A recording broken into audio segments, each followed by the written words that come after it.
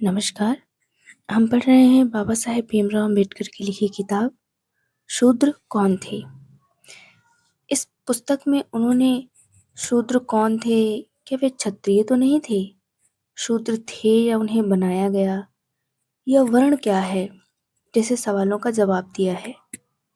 इस पुस्तक में हम पहला अध्याय शूद्रों की गूढ़ समस्या पढ़ने जा रहे हैं। तो चलिए शुरू करते हैं।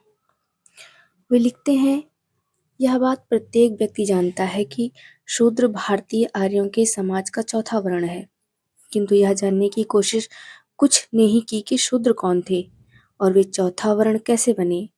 ऐसी महत्वपूर्ण जिज्ञासा अपरिमित है, इसलिए यह जानना अत्यंत महत्वपूर्ण है कि शूद्र चौथे वर्ण में कैसे आए। क्या ऐसा समाज के क्रमिक विकास के परिणाम स्वरूप था या फिर वे चक्रावर्तन के कारण चौथे वर्ण में आए।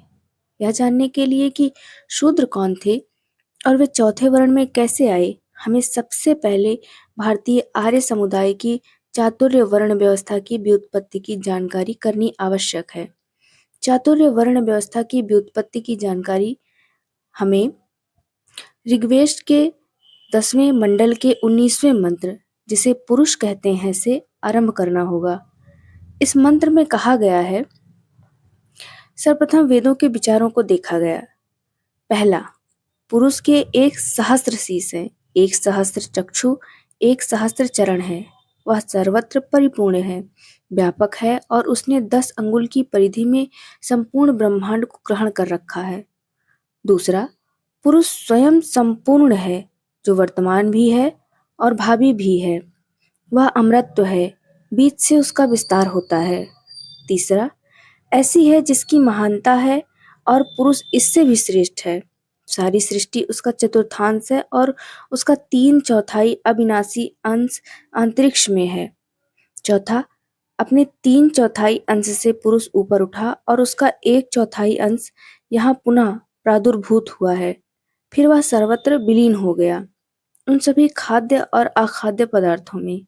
पांचवा, उससे बीरज उत्पन्न हुआ और बीरज से पुरुष जन्म लेते ही वह संपूर्ण धरती पर आच्छादित हो गया, आगे भी और पीछे भी।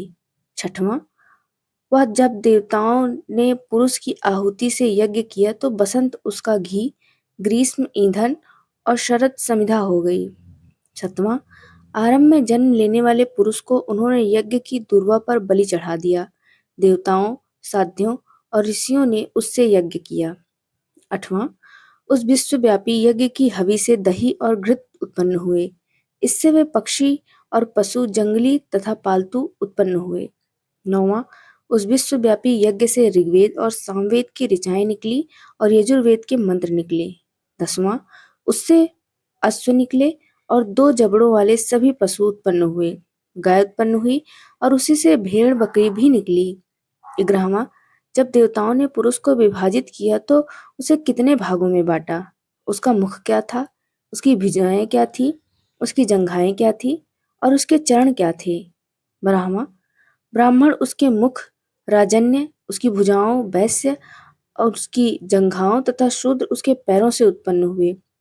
13वां, उसकी आत्मा से चंद्रमा, उसके चक्षुओं से सूर्य, उसके मुख से इंद्र और अग्नि और उसके श्वास से वायु उत्पन्न हुई।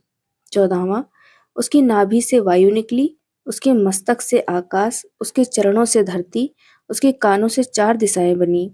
इस तरह देवताओं ने इस ब्रह्मांड की रचना की। 15वां, जब देवताओं ने यज्ञ करते हुए पुरुष को यज्ञ की बलि के रूप में बांधा तो उस यज्ञ की हवि के चारों ओर 7 लड़कियां बांधी और 3 बार 7-7 लड़कियों की अग्नि जल लगाई। 16वां, इस प्रकार यज्ञ में देवताओं ने आहुतियां दी। यह प्रथम अनुष्ठान था। इन शक्तियों ने आकाश से कहा कि पूर्व साध्य देव कहाँ हैं। पुरुष सूक्त विश्वोत्पत्ति का आगम सिद्धांत है। दूसरों शब्दों में यह विश्वोत्पत्ति शास्त्र है। किसी भी विकसित सभ्य देश में विश्व की उत्पत्ति का वर्णन किसी न किसी प्रकार अवश्य मिलता है। मिस्रवासियों का विश्व उत्पत्ति शास्त्र लगभग पुरुष सूक्त के समान ही है। उसके अनुसार देवता रचनाकार खुनुमु ने विश्व की उसी प्रकार जिस प्रकार कुम्हार चाक पर बर्तन बनाता है, विश्व की रचना की जो सब विद्यमान है। वह पिताओं का पिता और माताओं की माता है। उसने मानव और देवतागण पैदा किए। वह स्वर्ग, पृथ्वी, पाताल, जल, पर्वत का निर्माता है। उसी ने सभी पक्षियों, मछलियों, जंगली पशुओं और अन्य कीड़े मकोड़ों का नर और मादा के रूप में सृजन किया। बाइबिल के प्रथम अध्याय में भी लगभग इसी प्रकार का विश्व रचना के सिद्धांत का उल्लेख है। विश्व उत्पत्ति का विषय सिर्फ शैक्षिक रुचि के संदर्भ में विद्यार्थियों की उत्कंठा शांत करने और बच्चों के मन बहलाने का साधन बनने से अधिक और कुछ नहीं हो सकता। यह बात समस्त पुरुष सूक्त पर तो नहीं, परंतु उसके कुछ भागों पर अवश्य लागू होती है। इसलिए पुरुष सूक्त के सभी मंत्र ना तो समान रूप से महत्वपूर्ण है और न ही उसकी एक समान महत्ता है।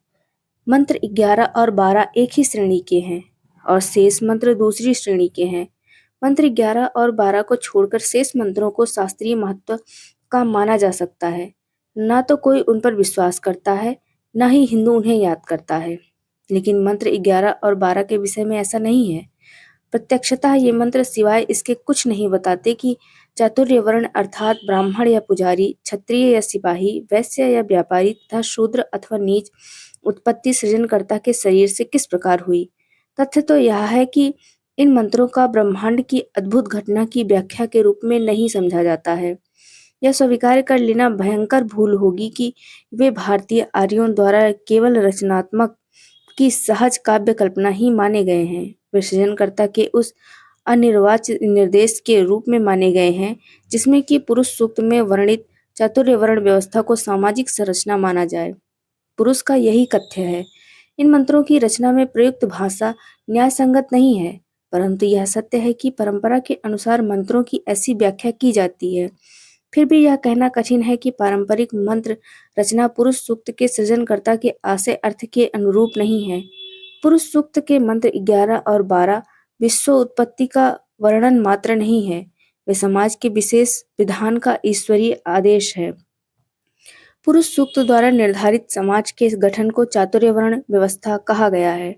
ईश्वरीय आदेश के रूप में ही यह भारतीय आर्यों के समाज का आदर्श बन गया।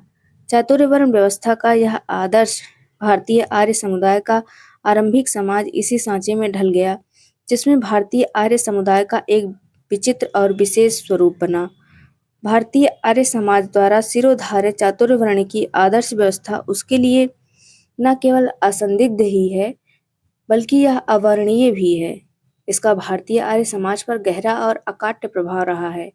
पुरुष सूक्त द्वारा प्रतिपादित सामाजिक व्यवस्था पर भगवान बुद्ध के अतिरिक्त किसी और ने सवाल तक नहीं उठाया है। वैसे भगवान बुद्ध भी उस व्यवस्था को हिला तक नहीं पाए थे, क्योंकि बुद्ध के समय में और बुद्ध धर्म के पतन के बाद अनेक स्मृतिकारों ने पुरुष सूक्त के सिद्धांतों की रक्षा को न केवल अपना व्यवसाय बनाया, अपितु उन्होंने उसका जमकर प्रचार भी किया। पुरुष सूक्त के समर्थन में इस प्रकार का उदाहरण अपस्तंभ धर्मसूत्र और वशिष्ठ धर्मसूत्र में मिलता है। अपस्तंभ धर्मसूत्र में कहा गया है, जातियां चार हैं, ब्राह्मण, क्षत्रिय, वैश्य और शूद्र। इन चारों में प्रत्येक पहली जाति क्रमशः दूसरी सभी जातियों से श्रेष्ठ है। शूद्रों और निकृष्ट कार्य करने वालों को छोड़कर सभी को उपनयन, वेदाध्ययन करने तथा यज्ञ अथवा पवित्र धागा यज्ञोपवीत धारण करने का अधिकार है। वशिष्ठ धर्म सूत्र में इसे दोहराते हुए यह कहा गया है, ब्राह्मण, क्षत्रिय, वैश्य और शूद्र चार जातियां हैं। ब्राह्मण, क्षत्रिय और वैश्य ये तीनों जातियां द्विज हैं, अर्थात दो बार जन्मी हैं। उनका प्रथम जन्म माता की योनि से होता है और दूसरा उपनयन अर्थात यज्ञोपवीत धारण करने से होता है। इसमें सावित्री को माता और गुरु को पिता माना गया है। शिक्षक वेदों की शिक्षा देता है, इसीलिए उसे पिता कहा जाता है। चारों जातियां जन्म और संस्कार से भिन्न भिन्न हैं। वेद का एक वाक्य यह भी है, ब्राह्मण मुख से, क्षत्रिय भुजा से, वैश्य जंघाओं से और शूद्र पैरों से पैदा हुए। इस वाक्य में यह घोषणा की गई है कि शूद्र यज्ञोपवीत संस्कार के अधिकारों को प्राप्त नहीं करेगा। अन्य अनेक शास्त्रकारों ने भी पुरुष सूक्त का तोता रटन पाठ दोहराया और उसकी पवित्रता को जारी रखा। उनकी पुनरोक्ति अनावश्यक है। जिन विद्वानों ने पुरुष सूक्त में निर्धारित चतुर्वर्ण व्यवस्था का विरोध किया, उन्हें हिंदू समाज के शिल्पी मनु ने सदा के लिए दबा दिया। मनु ने दो कार्य किए। सर्वप्रथम उसने पुरुष सूक्त के आदर्श को ईश्वरीय आज्ञा के रूप में नए सिरे से प्रतिपादित किया।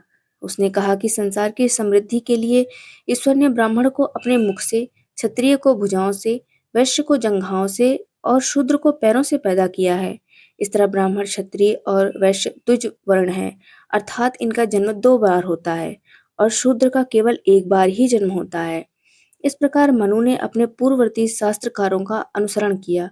यही नहीं, उसने एक और व्यवस्था दे दी और कहा, वेद ही धर्म का एकमात्र और अंतिम आधार है। इस बात को ध्यान में रखते हुए कि पुरुष सूक्त वेद अंग है, यह चरितार्थ करना कठिन हो सकता है कि मनु ने पुरुष सूक्त में प्रतिपादित चतुर्वर्ण के सामाजिक आदर्श को ईश्वरीय आदेश और विधान तथा असंदिग्धता की परिधि में आवेष्टित कर दिया, जो पहले नहीं थी। पुरुष सूक्त का समीक्षात्मक विश्लेषण बहुत आवश्यक है। सभी हिंदू यह मानते हैं कि पुरुष सूक्त अनुपम है। निस्संदेह यह दावा बहुत बढ़ा चढ़ाकर किया गया है। यह उस समय किया गया होगा जब मानव मस्तिष्क विकास की आदिम अवस्था में था और उसमें आधुनिक युग की तरह परिमाणों पर विचार करने की क्षमता नहीं थी। परंतु यह दावा सरलता से स्वीकार किया जा सकता है कि बशर्ते यह समझा जाए कि पुरुष सूक्त को अनुपम क्यों कहा जाता है। पुरुष सूक्त को अनुपम मानने का प्रमुख आधार सामाजिक संगठन का आदर्श है, अर्थात चातुर्य वर्ण का आदर्श अनुपमान है। क्या पुरुष सूक्त को अनुपम मानने का यह पर्याप्त आधार है? यदि वर्गहीन समाज की रचना का विधान होता तो निश्चय ही पुरुष सूक्त अनुपम माना जाता। पर पुरुष सूक्त में क्या है? इसमें वर्ण भेद वाले समाज का उपदेश है। क्या इसे अनुपम माना जा सकता है? इसका स्वीकारात्मक उत्तर केवल कोई राष्ट्रवादी और देशभक्त ही दे सकता है। वर्ण व्यवस्था का अस्तित्व तो वस्तुतः प्रत्येक समाज की शर्त है, अनिवार्यतः जो आदिम युगीन है। यह स्थिति तो संसार भर में है, वहां भी जहां का समाज अपेक्षाकृत आधुनिक है। इस दृष्टि से पुरुष सूक्त में क्या अपूर्वता या नवीनता हो सकती है, जबकि यह भारतीय आर्य समाज में विद्यमान वर्ग को स्वीकार करने के सिवाय और कुछ नहीं है। इसके होते हुए भी अन्य कारणों से पुरुष सूक्त बेजोड़ माना जाता है। दुर्भाग्य की बात तो यह है कि आमतौर से अनेक लोग इसके अनुपम होने का सही कारण नहीं जानते। पर जब इसके अनुपम होने के सही कारण का पता चलेगा तो लोगों को इसमें संकोच नहीं होगा कि पुरुष सूक्त की विचित्रता और अनूठापन मानवता और मानव जाति के प्रति कितना बड़ा प्रपंच है। पुरुष सूक्त की सामाजिक आदर्श की विशेषताएं क्या हैं, जो इसकी अनुपमता के प्रमाण है? यद्यपि वर्ण व्यवस्था का अस्तित्व वस्तुतः प्रत्येक समाप्ति की अनिवार्य शर्त है, फिर भी किसी समाज ने भी वस्तुतः वास्तविक स्वरूप को समाज के विधान के रूप में नहीं बदला। पुरुष सूक्त ही ऐसा उदाहरण है जिसमें वर्ण भेद को समाज का आदर्श बताया गया है। पुरुष सूक्त में प्रतिपादित यह पहली अनुपम योजना है। दूसरे किसी भी समुदाय ने समाज के आदर्श के व्यवहारिक भेदभाव को वैधानिक स्वरूप प्रदान नहीं किया। यूनान का उदाहरण सामने है। अफलातून, प्लूटो जैसे महान विद्वान ने वर्ण व्यवस्था को आदर्श सामाजिक ढांचा माना, किंतु वहां के लोगों ने वर्ण व्यवस्था को एक वास्तविक वैधानिक सामाजिक संरचना नहीं माना। पुरुष सूक्त ही एक ऐसा उदाहरण है जिसने वर्ण व्यवस्था को कानूनी जामा पहनाकर उसे वास्तविक बनाने का प्रयास किया और उसे प्राकृतिक माना। तीसरे किसी भी समाज ने वर्ण व्यवस्था को सामाजिक विधान न मानकर प्राकृतिक विकास ही माना है। इससे भी आगे पुरुष सूक्त ने वर्ण भेद को समाज का विधान और प्राकृतिक तो माना ही है, उसे पावन और ईश्वरीय आदेश कहकर स्थायित्व भी प्रदान किया है। चौथा, इतिहास साक्षी है कि किसी समाज ने जब जन श्रेणियों की संख्या निश्चित नहीं थी, रोम 2 वर्गों में विभाजित था। मिस्र में 3 जन श्रेणियां थी। भारतीय ईरानी भी 3 जातियों अर्थर्वस, रथेस्तर और वस्त्र फयुस्तक तक जाकर रह गए, मतलब पुरोहित, सैनिक और कृषक तक जाकर रह गए। किंतु पुरुष सूक्त ने समाज को 4 वर्णों में विभाजित किया, जो ना तो घट सकती है और न बढ़ सकती है। पांचवें, प्रत्येक समाज में कोई जन श्रेणी अपने महत्व के आधार पर देश काल और परिस्थिति के अनुसार अपना स्थान बनाती है। किसी समाज ने श्रेष्ठता और हीनता का कोई अटल पैमाना और बंधन निश्चित नहीं किया है, किंतु पुरुष सूक्त इस संबंध में सबसे अनुपम है, क्योंकि उसने विभिन्न जन श्रेणियों को सदा सदा के लिए ऊंच नीच के आधार पर एक स्थान पर निर्धारित कर दिया है।